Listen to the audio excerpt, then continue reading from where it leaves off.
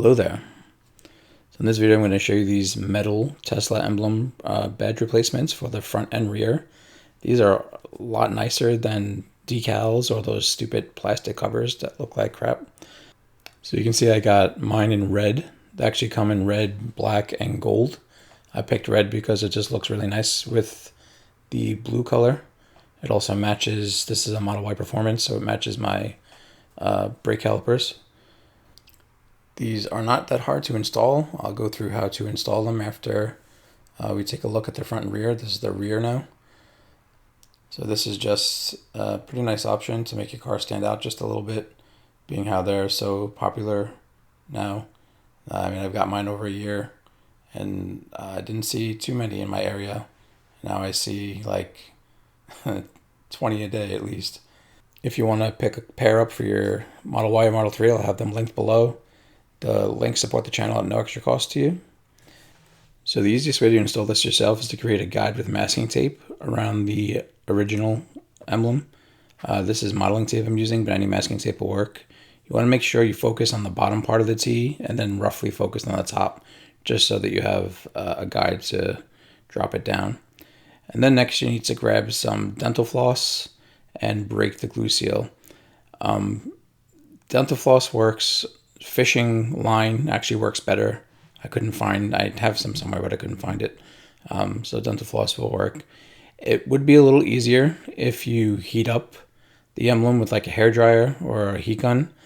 But then you run the risk of the tape guide falling off or moving around. So I didn't do that. But you're welcome to try to do that. Also, once you get the emblem off, heating up the glue left behind makes it a little easier to peel off. I peeled most of it off with my finger and then used some isopropyl alcohol and a microfiber cloth to get all of it off. Denatured alcohol actually work a lot better, and you can see here this is from the Tesla manual saying that you can use denatured alcohol on your paint, so there's nothing to worry about there. But again, using denatured alcohol runs the risk of your tape guide falling off if you get too much on the tape. So I just used isopropyl alcohol, which you can also runs the risk there, but not as strong as denatured alcohol. So then once that's actually cleaned up, you can install the metal emblem. You're going to pop this out of the sheet so that you can use it inside your guide. I already peeled the backing paper off here, and it has this really strong 3M. It's not 3M adhesive. I don't know how good it is, but we'll see. So you want to focus on getting the top bottom of the T lined up first, and then drop the top into place, and then make sure you apply some pressure so that it sticks. Go ahead and grab a microfiber cloth and kind of rub all the surfaces with the microfiber cloth. Then with the top part still in the sheet, go ahead and just peel the backing off the top part of the T, and then you're going to use this as a guide and kind of just lay it down over the T part, get it lined up again, and then you'll use this as a guide to get the correct spacing. I had a piece on top there, but that's not necessary. So I took it off there, you can see. So get this lined up with the T first before you put any pressure on top. And then once you get it lined up well, go ahead and push the top down. And then you have it installed perfectly spaced. Then you can take the sheet away. It might get stuck in between since the space is so small. You can see it got stuck there for me. I just kind of ripped it and then peeled it away. And then you should have the perfect spacing there. This is easier to do on the front emblem than it is to do on the back, but yeah. And then again, take a microfiber cloth and make sure that you apply pressure to the top part that you just put on, and make sure it's all stuck down well so it doesn't come flying off. You can go ahead and remove your guide. If you did use alcohol to clean up the glue, especially denatured alcohol, any coating that you had on there, any protective coating is gone. So you can see I'm just using some quick detail spray to put something on there. And then later on I'll use the wax that I use from the same company, Hybird Solutions, which is really good stuff to protect the paint. And then now just repeating the process on the back emblem. This is a little more tricky because it's curved, but pretty much the same process.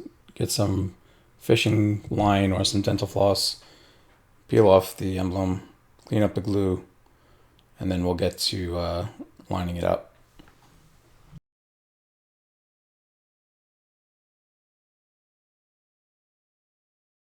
So you can see I'm kind of pilling up the glue and pulling it off, which makes it easier to clean up with the alcohol after you get the majority of it off. But this will make your fingers sore and possibly blister if you're got soft hands. So then this is pretty much the same process. I've seen some reviews where people have said that the T didn't fit the curve right, so I'm just test fitting it here. I haven't taken the back paper off yet, and it seems pretty good. But I'm also going and grabbing the original emblem just to make sure that the curve matches by stacking them on top of each other. I didn't see really any discrepancy. If there is, you can kind of bend it like this and match with the original emblem. But like I said, it was pretty good, and I didn't really see any kind of difference between the curves, so it was good to go for me. So just test fitting it one more time after comparing it to the original emblem. And then I'm just going to clean up the area with that microfiber cloth that I used with the alcohol on it, just to make sure that there's no residue left over before I stick it on. And now with the back paper removed, kind of the same way that I installed the front one, held it by the top of the T, line up the bottom of the T in between the guide first, and then be very careful. You can see I almost got stuck there because I dropped it. I'm also standing off to the side because of the camera is against my garage door. But make sure you're looking at this straight on, or else you're probably going to mess up. And you'll see, I'm sorry that the video quality just went to shit because my light on the camera turned off for some reason. But you can see I got it on, and I'm using that microfiber cloth to push it down. And just putting some pressure on that glue to make it activate and stick to the car. You can go ahead and take the guide off now if you want. You're not going to need it anymore.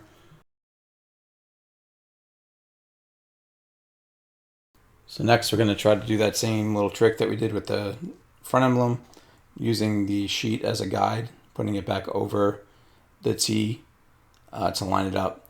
Now this is a little more challenging because it's curved, and obviously the sheet is flat and kind of thick, so it's hard to get it lined up, especially when I'm off to the side there.